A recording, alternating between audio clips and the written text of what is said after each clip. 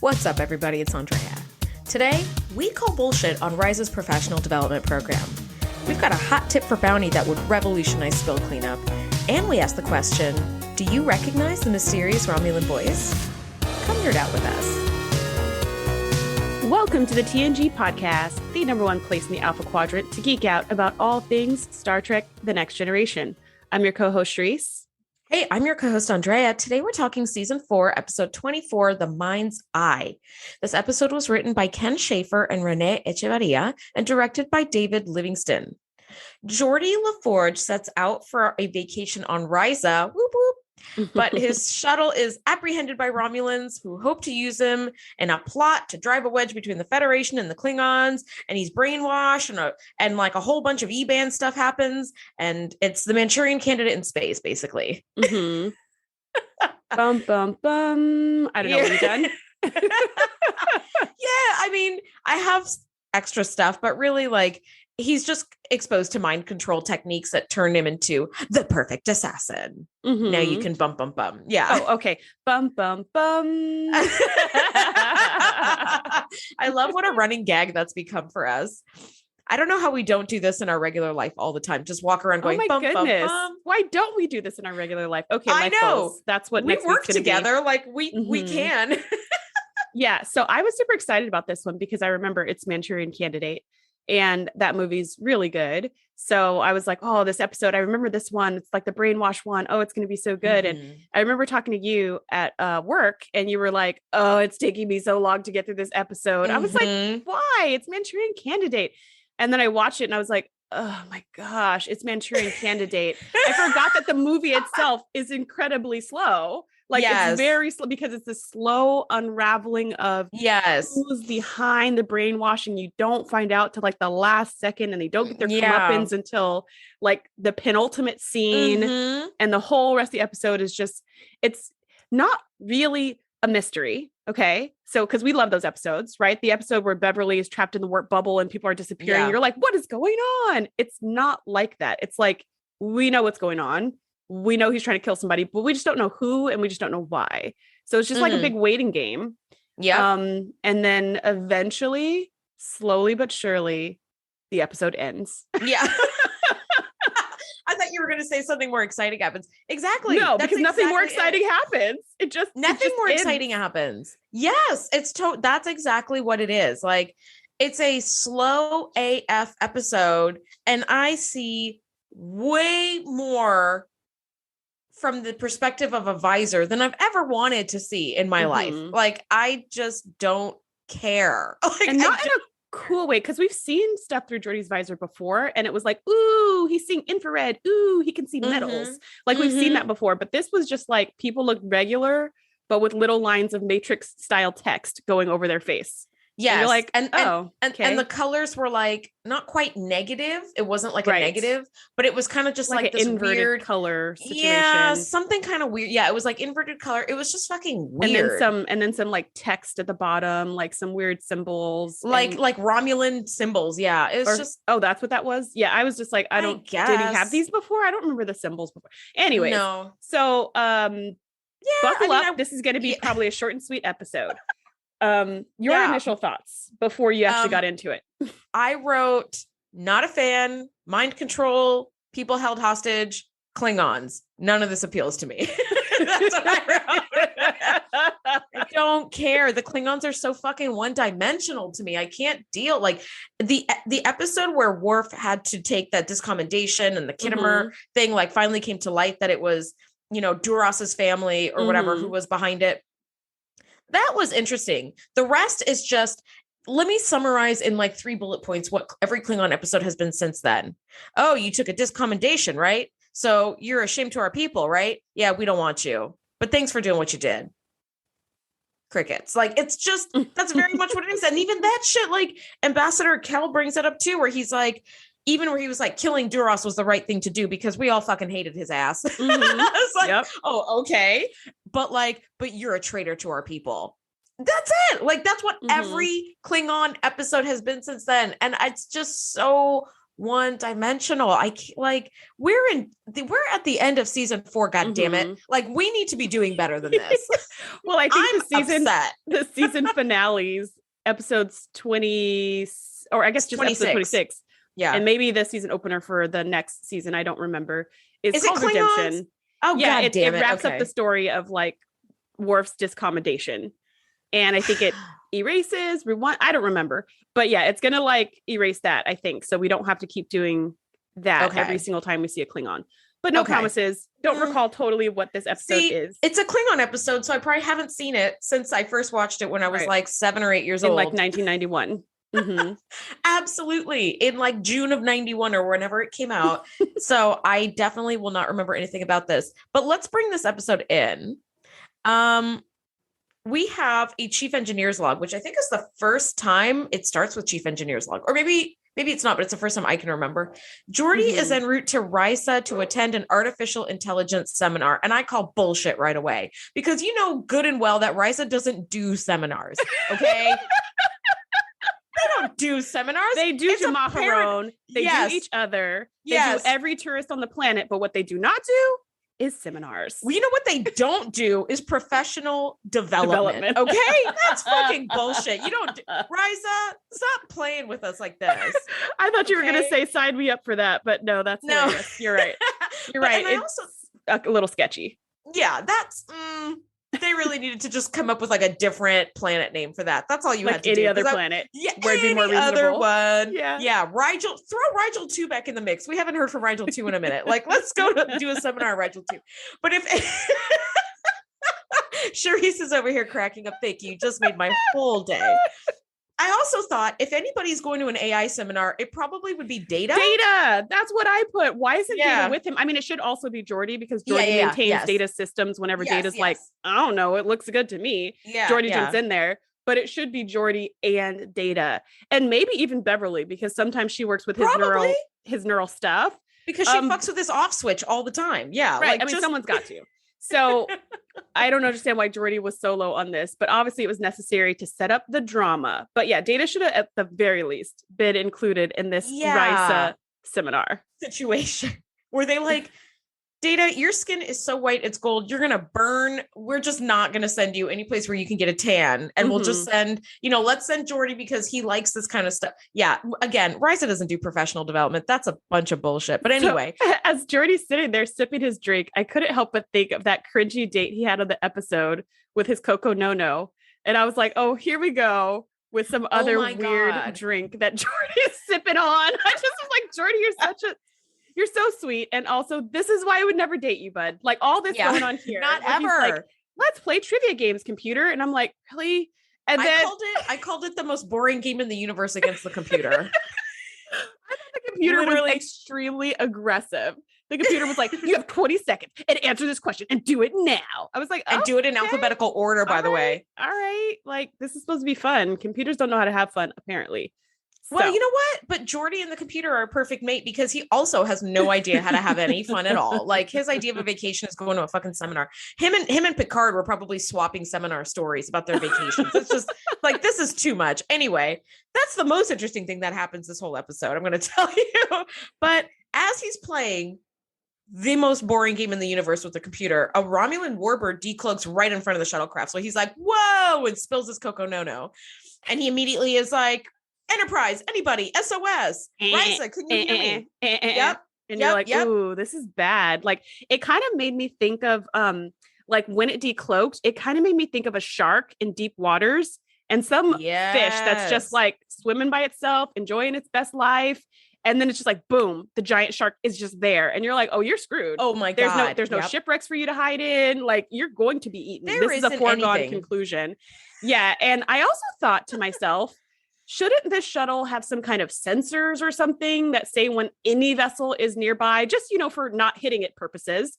And then also it was there for like a good 10 seconds before he was like, whoa. I was like, if he wouldn't have used his eyeballs, he wouldn't have known it was there. Like, if he didn't have giant windows in his freaking spaceship, he wouldn't have known it was there. Imagine if he was taking a nap or anything. I mean, he was turned the other direction and didn't see it. Like, just turning the other direction, looking through the left side instead of the right side, you don't see that ship. So I was like, yeah, we should have sensors, and also we should have sensors for any enemy vessels, especially like a warning, warning, vessel approaching, red alert, it's Romulan, something. But he was just like, do, Coco, no, oh no. And I was like, oh gosh, he's toast. R.I.P. Jordy. I love how we have just decided that this episode is not really worth breaking down in any real significant way. So we're just gonna point out all the problem spots. Because we did. You broke it down effectively in that first sentence description. That's what happens. That's it. There's no twist or turn. That's it. That's it. Yeah. So there's this other component. So Geordi immediately tries to get help, but is transported away before he can do anything. And that's a real bum. Now, the next thing we see, the Klingon High Council has sent an emissary, Cal, aboard the Enterprise because one of their colonies in the Kryosian system is fighting for independence. And Vach, who's the governor of Kryos, has accused the Federation of providing aid and weapons to the Kryosian rebels. So Picard is like, anything I can do to help, cool. Okay. That kind of sets up the beginning of this Klingon bit. Now, aboard the Romulan Warbird, they've got Geordi, who's like, definitely. Before we get to this part, just going back to Kel and Picard, he says this line that I loved, so I wrote it in my notes, where Picard's like, why do you want me involved in this rebellion, in this plan? It has nothing to do with me, but you requested me specifically. And Kel goes, your modesty is very human, Captain. I will excuse it. I just love that line. I just love that. I'm like, I want to kind of walk around and use that line. Like, your modesty is very human. I will excuse it. I don't know. I just loved it. But yeah, so we're on the Romulan ship. Fast forwarding. We're on the Romulan ship, and Geordi's like, let me go. And then what? Yes. Which I feel like, because Starfleet is military, despite what Picard thinks, it's military. In the military, you're given training on what to do if you're taken hostage. And what to say, and more importantly, what not to say. So just going, having two men hold him by the crook of his fucking elbows and just push him into a chair. And he's like, that doesn't seem like the thing that Starfleet would want you to do, but the Romulans really show how dirty they will get, because they take his visor away and then they plug right into his visual cortex with this device and feed images of horrors straight into his brain. And this piece of shit Romulan commander is like, watch, there is nothing he can do to like block out the images. He cannot ignore the horrors he's seeing. And I was like, you are cool as a cucumber watching this man be fed like traumatic images into his brain. I was like, damn. It kind of reminds me of is this movie called Conspiracy Theory, the one with Mel Gibson and Julia Roberts? Well, in that, Mel Gibson's like all off his rocker, and he's like, there's government conspiracies and they're trying to brainwash us and all this stuff. Turns out he was 100% correct. And one of the things they did to brainwash was they taped people's eyes open and made them look at horrible images. I don't know if this is legit. This is very much a TV trope. I don't know if this is a thing that people actually have ever done in real life. However, it's horrible in any way you slice it, whether it's taping or gluing or whatever people's eyes open so they have to watch these images, or feeding images directly into their brain.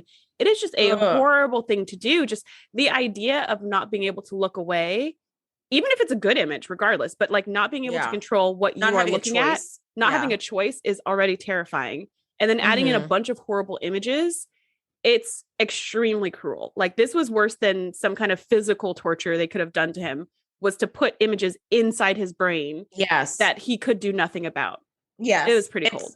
It was really uncomfortable just to look at. It was really uncomfortable. Now, something of note, we do have a very mysterious shadow figure, literally a shadow figure in the room, who's overseeing this plan. And we only hear her voice, which is very, very familiar.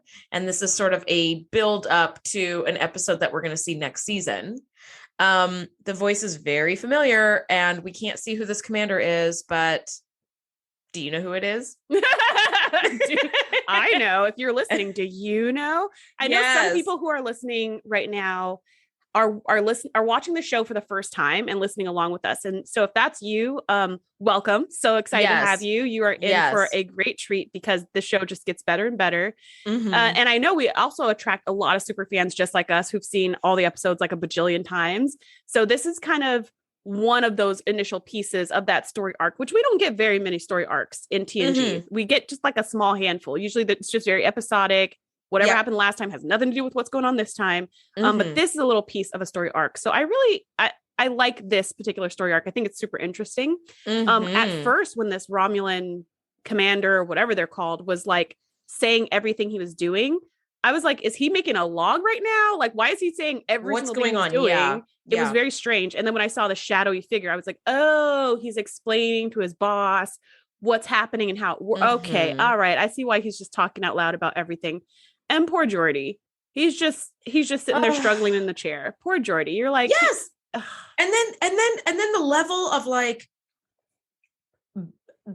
of like conniving gets even worse, because they were like, look, his heart rate is slowing. He's becoming accustomed to the horrors. And so they're like, and they like ratchet it up like, and so change the horrors. Yeah. It's like, dude, what? And at one point, Geordi's just like, like screaming. It's like, oh my God. Like that was like deeply uncomfortable to look at. Like seriously, so uncomfortable. Yeah. Hashtag Romulan life. They just have some uncomfortable scenes going on. Yeah, no, I'm good. I'm good. I do not. Anyway, so we leave poor Geordi screaming, and the Klingon emissary Cal is working closely with Worf, despite he had these like initial reservations that they not work together. But I love that Picard is like, if there is a security threat, I need my chief of security working on this, and your feelings about it really are like irrelevant. It was like, okay, cool. It's not the first time he said it, not the last time he'll say it. Like, this is his job. He works on the ship. Get over your feelings. You're going to work with him. Yeah, you're here to do a job. You're not here to have feelings about that job. So Cal tells Worf that there are many on the High Council would personally like to thank him for killing Duras, because Duras was a lying piece of shit. And he was in line to head the council. So that would have been a major problem. So nobody was looking forward to having Duras as like the High Counselor for all of Klingon. But his Worf points out his actions were not a political nature, but a personal one. Cal was like, yeah, but while humans care for motives, what matters is that he acted as a true Klingon that day. So thank you for doing it. And again, it's that same bullshit trope. I don't like Worf. I don't want to work with Worf. I'm going to thank Worf for what he did because I guess he's a true Klingon, but also I have to turn my back on you. So let's get back to the job at hand. We're back to square one. Like, it's just the same tropey thing that I'm just so, oh God, I'm so sick of hearing it. It's kind of awkward too, thinking about, because there are some cultures in America, not very many, but there are some cultures that do kick people out. And there are some religions that kick people out, right? For whatever reasons. And you turn your back on them and you never talk to them again. And there are a lot of cults that kick people out. They do that. And you turn your back on them and you never talk to them again. And I think it's for this reason. If you turn your back on them and you never talk to them again, you never have to deal with those feelings. You never have to deal with that person. It's like they never existed. But if you're forced to see them again, if you're forced to work with them, if you're forced to confront them, now you have to confront what you've done as a people or a culture or a community and what they've done. And was it wrong? Was it not? Like, there's all these kind of considerations that you don't have if you just say you can't ever come back. And that's what's going on with Worf. Every time somebody sees him, no, we can't talk to him. We can't talk to him. And then as soon as they talk to him, now it's like, well, actually what you did was actually kind of cool. And, or like, hey, I know you're a traitor. You want to help me be a traitor? Or like, whatever. Yeah. Just like weird interactions, which is why they just shouldn't talk to each other. But whatever. Like I said, all this is coming to an end, hopefully in like 2 episodes. And couldn't happen soon enough for me, honestly. So at this point, I'm going to just kind of put a whole bunch of stuff together.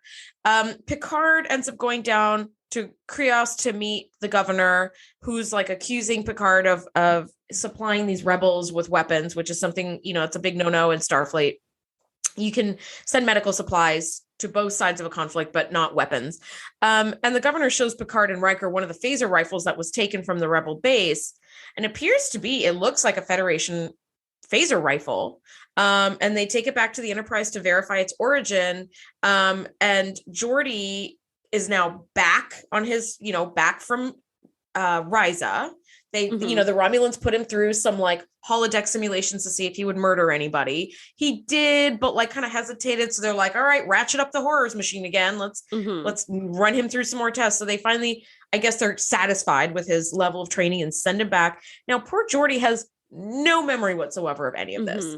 None. He's like, I met a girl on Risa. We had all this fun time. I like made friends with a bunch of people and made contacts for further professional development on a planet that is like categorically against anything professional or development. So, but he's got all these, like, he has all memories. these implanted memories. And we find out later his shuttle also has all these false memory chips that were replicated and put in. So this whole entire trip has been documented on all of their technological systems. And the Romulans aren't careful. Yeah, I mean, and thorough. I mean, his memories are completely solid about the wonderful trip he had. He comes back rested, restored, rejuvenated, ready to take on the world. They even sent an imposter in his place. Like, so nobody could report that he never showed up. So he's back now from this fantastic trip. And he and Data discover this phaser rifle is actually a forgery. It's Romulan in nature. It just looks like a Federation weapon.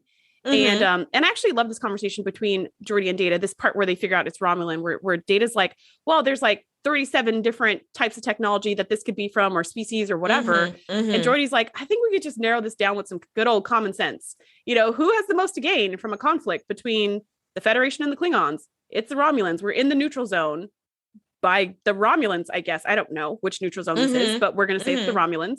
And so it's like, it's probably just them. Let's just run it against that one category of people. And oh, look, it matches.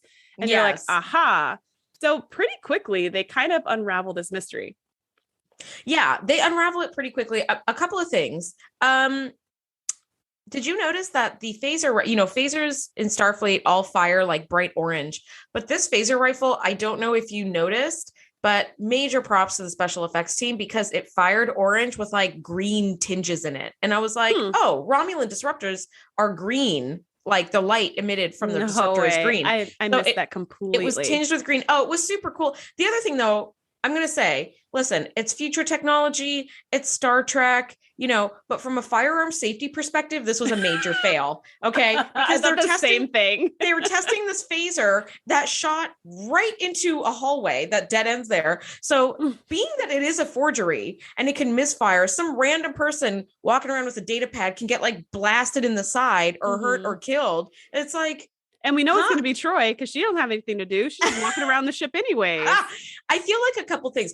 This is a job for a cargo bay, or maybe even that like fencing arena where Picard was practicing fencing and will always have Paris. Or like the holodeck where you can do a firearms, like weapons safety or whatever. Yeah, something. They're just firing it right across engineering, but at least walk by. They didn't do it in the other direction where they're firing straight towards the warp core. So I don't know. Take everybody out at once. Yeah. Yes. So yeah, the little green tinge was cool, but the firearms like that, I would have to fail them immediately. But it is a pretty ingenious plot, right? It's the Romulans. They make it appear, let's make it appear that the Federation is arming the rebels, send a sleeper cell from Starfleet to assassinate a high-ranking Klingon official. All fingers point to Starfleet, and the Romulans quietly just take off with the spoils of war, right? This is a brilliant plan. The Romulans are cold AF, but they are smart, and I really appreciate that. I really do. Yeah, they make a really good enemy because they're so tricky and they're so clever. You're like, every one of their plans has so many layers. Which makes them a really, maybe not good is not the right word, but enemy that's worth the trouble of making them an enemy, because this TNG has tried to have a lot of different alien species be enemies, and they don't always totally hit the mark, but the Romulans hit the mark. You're just like, man, when they're involved, we don't know who's going to win. We really don't. Yeah. Yeah. No, they're very formidable enemies. And I think that's what makes them so great. Now, one of the things that we are noticing is that Geordi is behaving a little bit strangely. And Data is able to detect that there's this strange, like E-band, like radiation that's coming out of like different places. And they're like, it's a spike in the E-band, which I'm like, what the F is an E-band? But okay, technology. But every time that happens, we immediately see Geordi go into like sleeper cell mode. So it's like, there's some sort of transmitter that's like activating his training. And he does spill the hell out of a drink on poor Chief O'Brien's shoulder, which I was like, okay, all right. Which is one of his tests, because one of his previous tests was, will you kill O'Brien in the holodeck?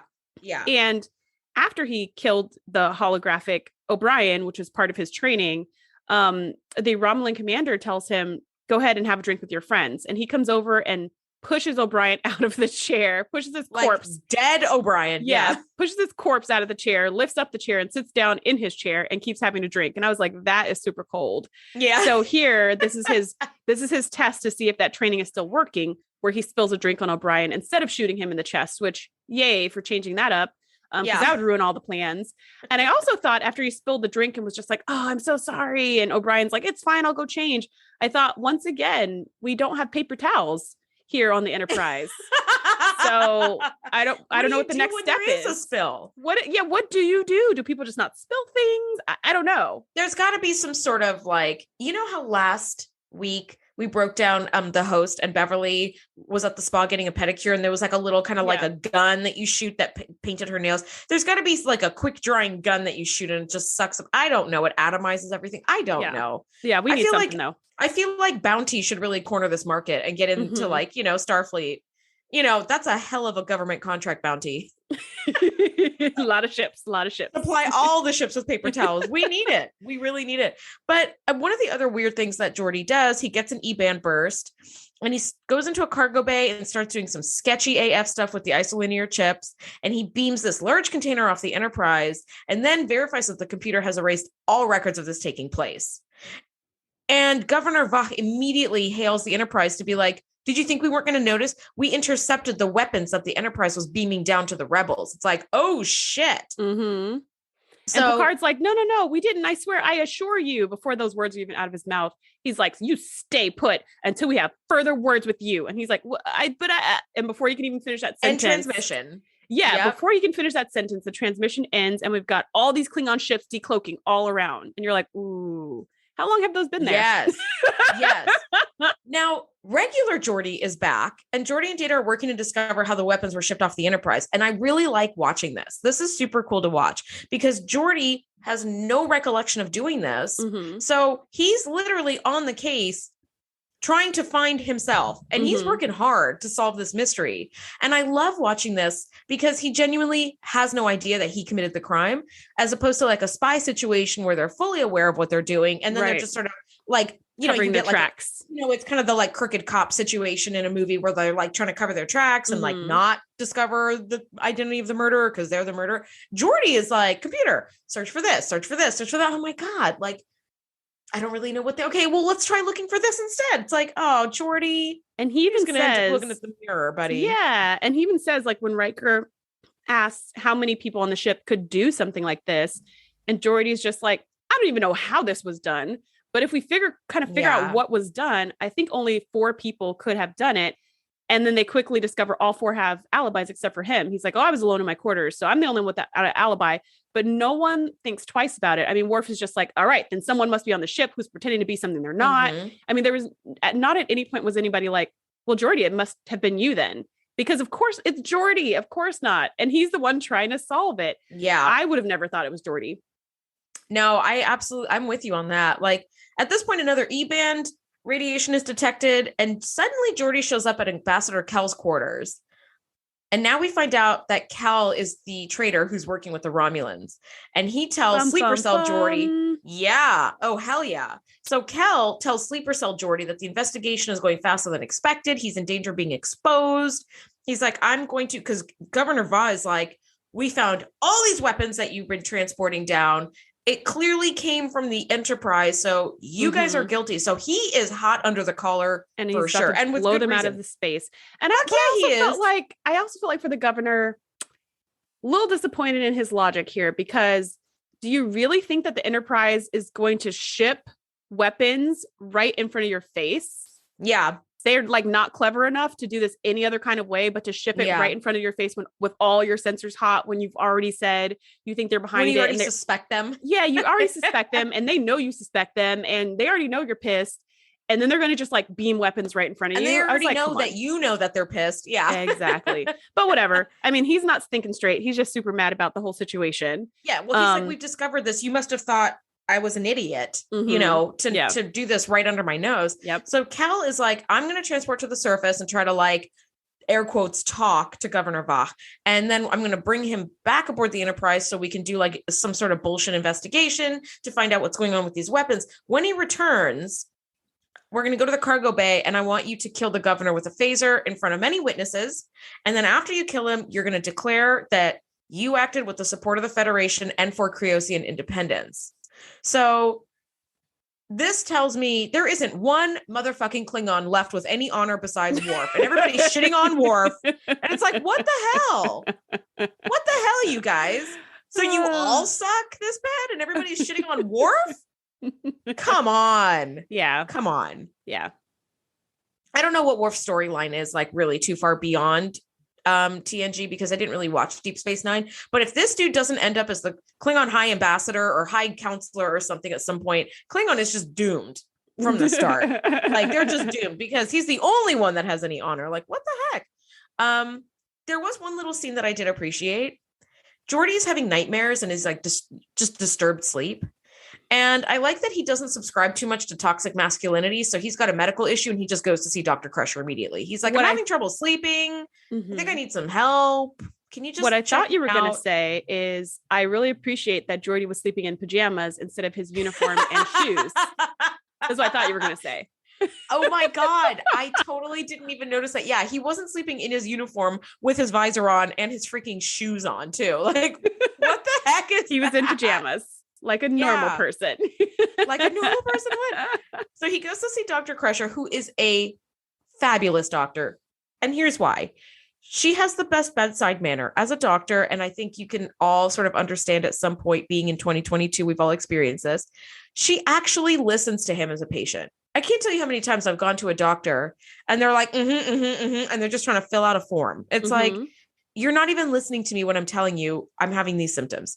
She looks for possible problems that he isn't even bringing up. She's got some solutions. I was like, hell yeah, this is what I'm talking about. Like, she is like trouble sleeping and it's not just stress. Well, it could be your visor. It could be this other thing. Let me look into some things. And I was like, thank you, Beverly. Thank you for being a model of what a good doctor should be.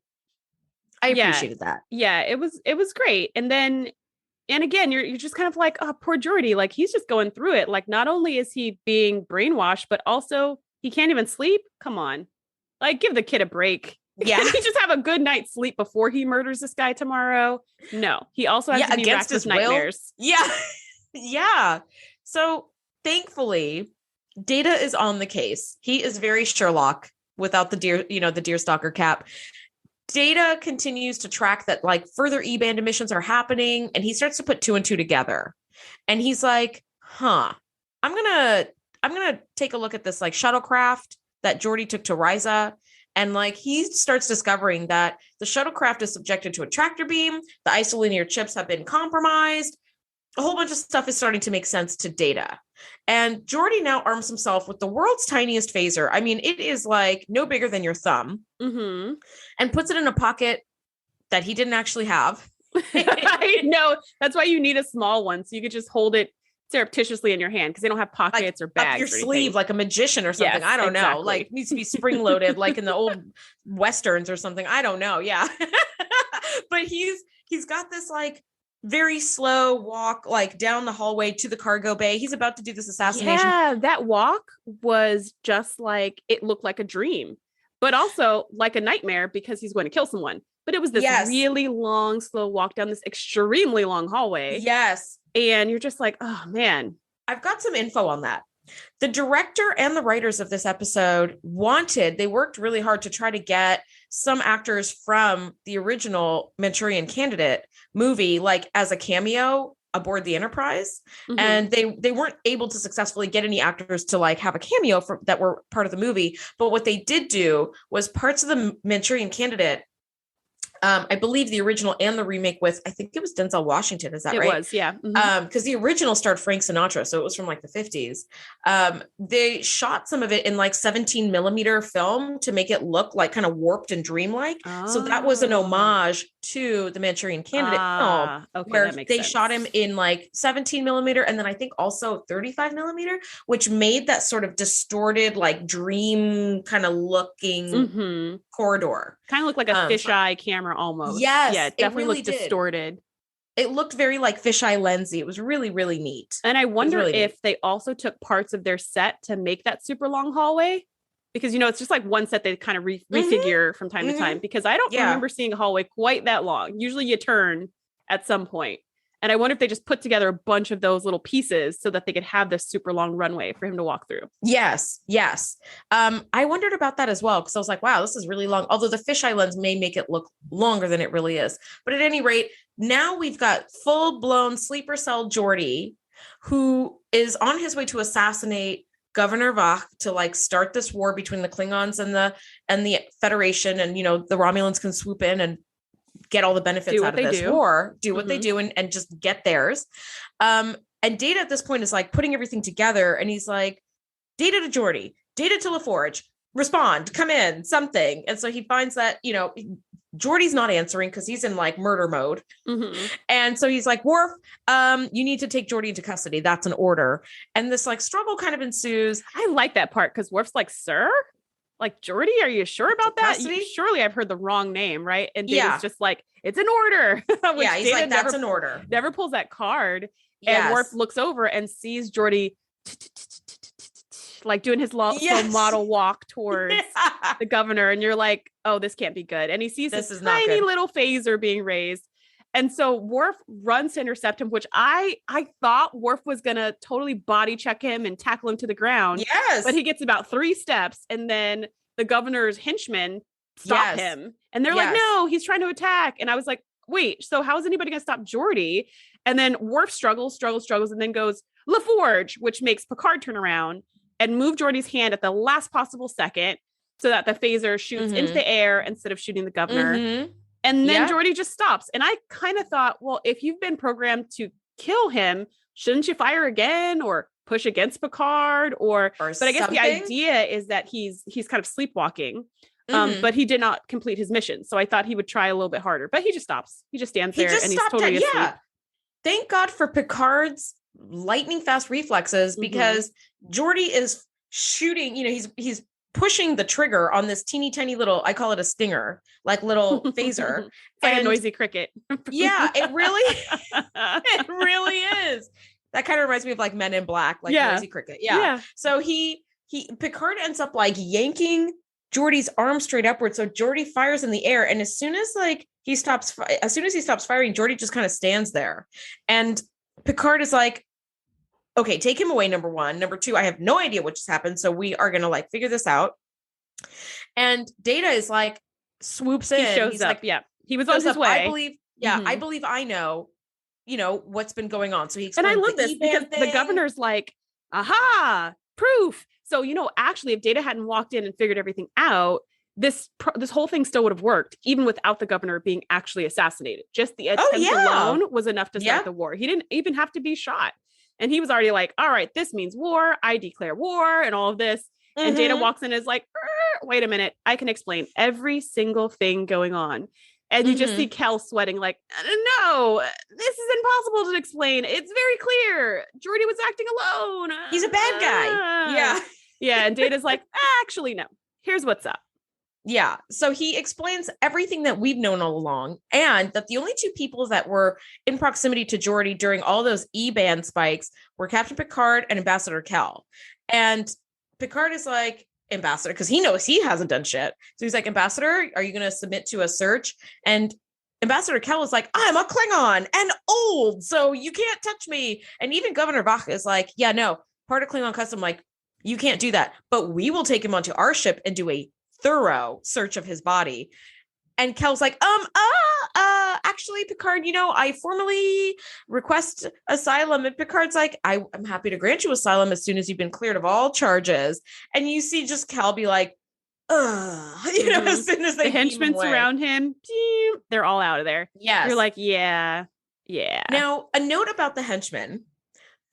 In one of our special episodes that we made called the Escape Pod, which are out, so you guys can search those up, we spoke with Sam Robinson, who is a friend of ours and teaches drama, and he's head of the Royal Shakespeare Company. He was one of those 2 henchmen that stopped Worf. And I actually spoke to Sam this week at work, and I was like, hey, Shereese and I are going to be reviewing The Mind's Eye. And he was like, well, don't blink. Oh, you'll miss me. So he was very kind of, joking about it. And so I did pause And I looked at, there's only 2 henchmen that are grabbing Worf. And I was like, oh, there he is. And then I looked at the other henchman and I was like, or is that him? Literally, I mean, we work with Sam. We see him every day on campus. It's a very, we teach at a really small school. So it's, we're always bumping into each other. And I went, I mean, granted, this was shot 30 years ago. So I have to remove 30 years in my mind's eye of like what Sam would have looked like, in 91. But I literally sat there for 10 minutes going, that's him. No, that one's definitely him. And that's kind of the beauty of the Klingon makeup. I heard this story once of Will Wheaton being on set and Michael Dorn walked past him, who's the actor who plays Worf. And he's like, oh, hey, Will. And Will's like, who's that guy? Did not even recognize him. He'd been acting with him for years, but he'd always seen him in all of his prosthetics because it takes so long to put those on. He's probably always in makeup when he sees them. So he didn't even recognize him. And I'll tell you, if you do a Google search of Michael Dorn, looks nothing like Worf. Like I would never put the two together. So yeah, I had the same feeling when I saw these henchmen and I paused it and I was like, neither looks like Sam. They both look like Klingons. I mean, I literally the beauty of that makeup.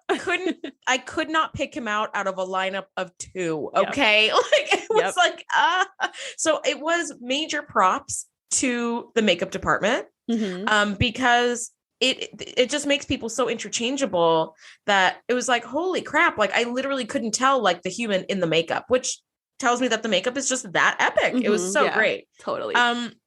So now the episode ends with Geordi working with Counselor Troy to recall exactly what happened. And I thought, poor Geordi, it becomes impossible to trust your senses when they've been tricking you into this false reality. Like you can't even rely on your senses because our senses feed us information about our surroundings and our experiences. And so I can bump into a table and go, ow, that hurts. Don't bump into that table. But if my memory tells me that that's what's happening and that's not what's actually happening, that is terrifying.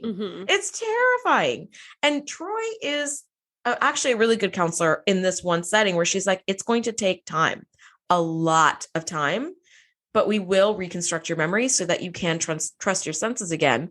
And I thought, yes, thank you for recognizing how many like months and years this work might actually take. But of course, next week, Geordi's like back in, back in main engineering, doing whatever he's doing. It's like, we're going to say he's continuing his therapy privately off camera, which I appreciated. I was like, I really like how TNG made the effort to point out mental health and the importance of it. I really do appreciate that. Even though in the first few seasons, we're like, what's the point of Troy? But scenes like this, I'm like, yes, I'm so glad Troy's here. Scenes like this is where you need a therapist or a counselor or all the stuff because you've been brainwashed. All of the stuff. You can't trust your memory. You almost killed somebody. There's a lot of stuff to deal with, and that there's somebody there. And not only did she say it's going to take a long time, but she also said we'll get through it together. So it's not like he's on his own to figure it out. She will be there to help him piece everything back together, which just made me really appreciate Troy and the fact that she's on the ship. Yeah, I really, really did. I also wondered, where are you guys? Because it was like all black surrounding. Yeah, I think they were in Geordi's quarters. They might have been. I wrote in my notes, dark room.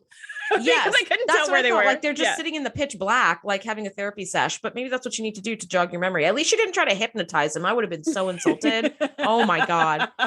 Anyway, well, I feel like we kind of know what our final thoughts are on this episode. Like it's a snoozer. It's a sleeper cell snoozer. Like just skip it. Yeah, not my favorite at all. I haven't said skip in a long time. I mean, I said it a lot in the first season. Well, yeah. A couple times even to the third season, but give this one a skip. And also next week we have this story that's all about Data and his very first girlfriend, if we're not counting Tasha Yar, because they were not, they hooked up, but they were never like a couple. Yeah. And I would also say skip that. And then we've got our last episode, which redeemed Worf. Maybe a good one, may not, don't recall. We might say skip that. You might be going right to our next season. And you know what? We are so dedicated to you as our listeners that as much as we want to skip those, we won't.